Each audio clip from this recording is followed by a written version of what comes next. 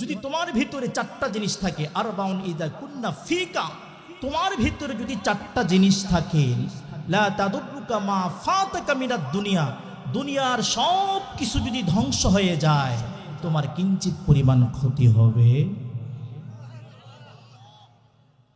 হ্যাঁ আমার আল্লাহ রাসূল বলেন সেই চারটা জিনিস কি? রাসূল করিম সাল্লাল্লাহু আলাইহি ওয়াসাল্লাম আমাদেরকে বলে দিয়েছেন, আমার উম্মতের দল, হে আমার উম্মতেরা, তোমার ভিতরে যদি চারটা জিনিস থাকে, ওই চারটা জিনিস যতক্ষণ পর্যন্ত তুমি আঁকড়ে ধরবা ততক্ষণ পর্যন্ত পৃথিবীর কেউ তোমাকে কোনো ক্ষতি করতে পারবে না। এক নাম্বার হচ্ছে হিফযু আমানাতিন, আমানতের হিফাজত করা। আমানতের হিফাজত করা তথা কোনো আমার উম্মত যদি আমানতের হিফাজত করতে পারে, পৃথিবীর সমস্ত কিছু ধ্বংস হয়ে গেলে ওই আমানতদার ব্যক্তিকে আল্লাহ তাআলা ক্ষতি করবেন না। দুই নাম্বার হচ্ছে ওয়াসিদকু হাদিসিন, সত্য কথা বলা। তাম দুনিয়া যদি ধ্বংস হয়ে যায়, আমার কোন উম্মত যদি সত্য কথা বলে, এই সত্য কথা বলার কারণে আল্লাহ পাক রব্বুল আলামিন সর্বপ্রকার ক্ষতি থেকে তাকে হিফাজত করবে। তিন নাম্বার হচ্ছে ওয়া হুসনু খালিকা, উত্তম চরিত্র অর্জন করা, চরিত্র সংশোধন করা, উত্তম চরিত্রের অধিকারী হওয়া। আপনার আমার পয়গম্বরদের হাজার বছর আগে বলেছেন, কোন উম্মত যদি তার চরিত্রকে উত্তম চরিত্র গঠন করতে পারে, চরিত্রকে ভালো করতে পারে, তাম পৃথিবীর মানুষ যদি তার বিরোধিতা করে, আল্লাহ পাক রব্বুল আলামিন ওই সকল মানব দ্বারা কিঞ্চিত পরিমাণ তাকে ক্ষতি করবেন না। তিন নাম্বার হচ্ছে ওয়া ইফফাতুন ফিত তু'মা, হালাল রুজি ভক্ষণ করা, হালাল রুজি খাওয়া। কোনো বান্দা যদি, আমার রাসূল বলছেন, কোন উম্মত যদি হালাল রুজি খায়, হালাল রুজি খাওয়ার কারণে তাম পৃথিবীর সব ধ্বংস হয়ে গেল, আল্লাহ তাআলা তাকে কোনো ধ্বংস করবেন না।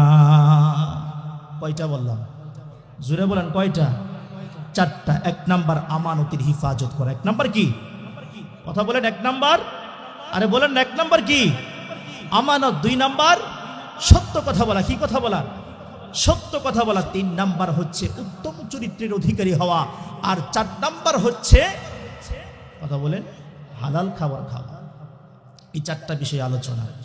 এখন আসুন, সময় 1 ঘন্টা, এখন আসুন আমানত কাকে বলে, আমানত সম্পর্কে কিছু আলোচনা করা যায়।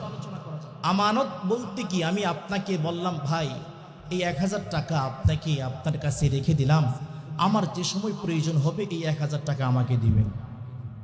এখন 1 মাস পরে আপনার কাছে গেলাম, কিন্তু যায় দেখি যেই টাকা, যেই নাম্বারের টাকাটা আপনার কাছে দিছি হুবাহুব সেই টাকা নাই, আপনি বড় মাছ কিনে খাইয়েছেন। আর মনে মনে ভাবছেন, হুজুর আসলে অন্য আরেকটা 1000 টাকা দিল। তাহলে আপনারা বলুন তো দেখি, যেই টাকা দিলাম এই টাকা আদায় করার নামটাই হচ্ছে আমানত, ঠিক কিনা?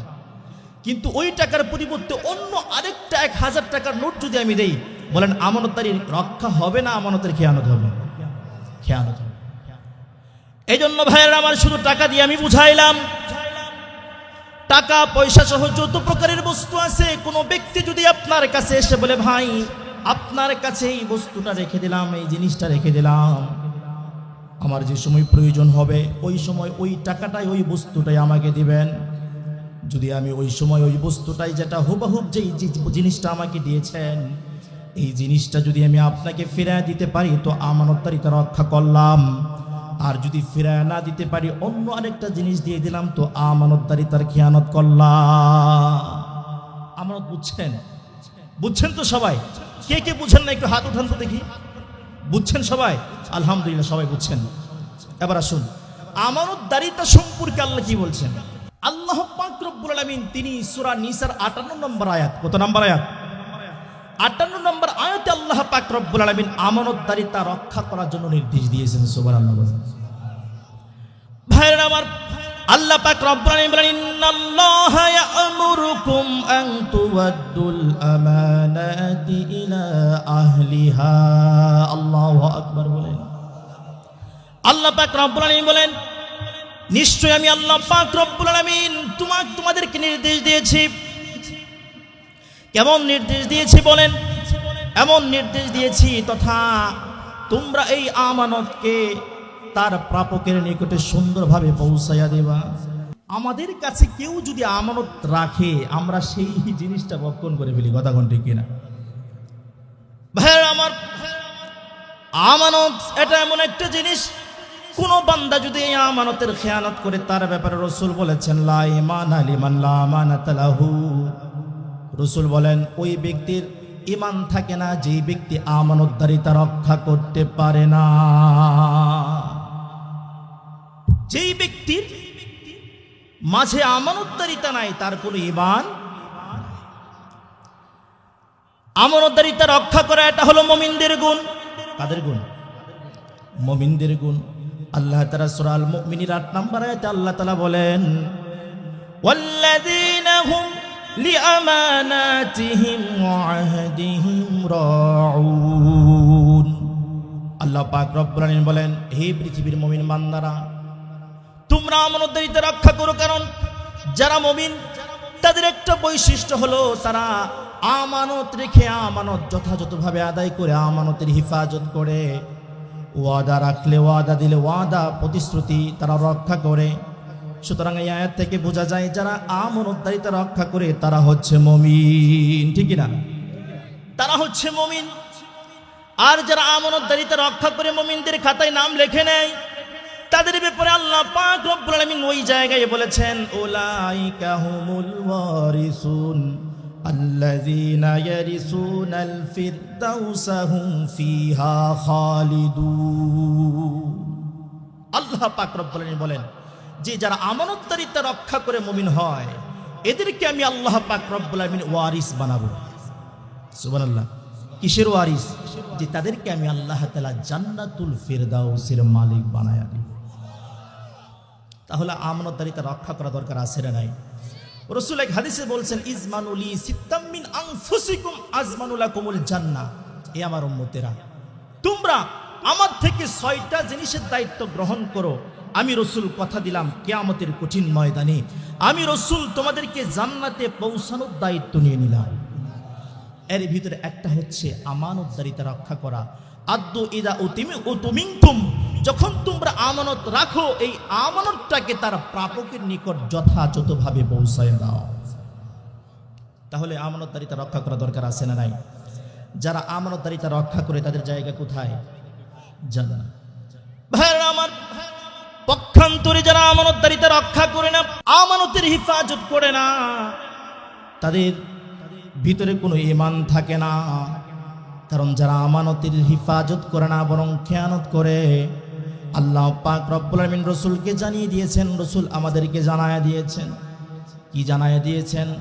আপনার আমার পয়গম্বর বলেছেন ১৫০০ বছর আগে যারা আমানতদারিতা রক্ষা করে না তাদের ভিতরে ঈমান থাকে না। শুধু তাই নয়, আমানতের খেয়ানত করা এটা হলো মুনাফিকের আলামত। কিসের আলামত? মুনাফিক হওয়ার আলামত। আল্লাহ রাসূল বলেছেন আয়াতুল মুনাফিকি সালাস, মুনাফিকের আলামত হলো 3টি। বলেন কয়টি? 3টি হচ্ছে মুনাফিকের আলামত। এর ভিতরে 1 নাম্বার হচ্ছে ইযা হাদ্দাসা কাযাবা, যখন মুনাফিক বান্দা কথা বলে কথায় কথায় মিথ্যা বলে, এটা মুনাফিকের আলামত। 2 নাম্বার হচ্ছে ওয়াইদা ওয়াদা আখলাফা, যখন এই বান্দা মুনাফিকরা যখন মানুষের সাথে অঙ্গীকার দেয়, প্রতিশ্রুতি দেয়, সামনে নির্বাচনে পার করলে কালভার্ট, ব্রিজ, রাস্তাঘাট সব করে দেব, আছে না নাই? অঙ্গীকার নির্বাচনের আগে, কিন্তু নির্বাচনে পার হওয়ার পর তাদের কাছে কোনো পাত্তা পাওয়া যায় না। কথা কোন ঠিক কিনা? এরা হলো 1 নাম্বার মুনাফিক। জনগণকে ওয়াদা দেয়, ওয়াদা দেওয়ার পরে ওয়াদা তারা ভঙ্গ করে, এরকম আছে না নাই? সাবধান হয়ে যান। সাবধান হওয়ার সময় এখন এসেছে। অনেক শিক্ষা আপনারা নিয়েছেন, ওইদিকে আমি কথা বলবো না। নাম্বার 3, মুনাফিক বান্দার গুণ হচ্ছে যখন সে আমানত রাখে, সে আমানত রক্ষা করে না বরং ভঙ্গ করে, এটা হলো মুনাফিকদের আলামত। ঠিক কিনা? কথা মিথ্যা বললাম? কথা কোন না কেন? তাহলে যারা আমানতের খেয়ানত করে মুনাফিক হয় তাদের জায়গা কোথায়? দেখার দরকার আছে না নাই? আল্লাহ পাক রব্বুল আলামিন সূরা নিসার 145 নম্বর আয়াতে বলেন ইন্নাল মুনাফিকিনা ফিদ-দারকিল আসফালি মিনান নার ওয়া লান তাজিদা লাহুম নাসীরা। আল্লাহু আকবার বলেন। ভাইরা আমার, আল্লাহ পাক রব্বুল আলামিন বলেন, যারা মুনাফিক আমানতের হিফাজত করে না, যারা মুনাফিক, এই সকল মুনাফিকের জায়গা হলো জাহান্নামের সর্বনিম্ন স্তর। ওয়ালা তাজিদা লাহুম নাসীরা। আমি আল্লাহ পাক রব্বুল আলামিনের পক্ষ থেকে এদেরকে কোনো প্রকারের সাহায্য করা হবে না, কোনো প্রকার সহযোগিতা করা হবে না। আমি আল্লাহ পাক রব্বুল আলামিন চিরস্থায়ী চিরকাল হিসেবে এদেরকে আমি জাহান্নামের আগুনে জ্বালাইয়া দিব। তাহলে আমানতের রক্ষা যারা করে না তাদের জায়গা কোথায়? আর যারা আমানত হিফাজত করে তাদের জায়গা কোথায়? জান্নাত।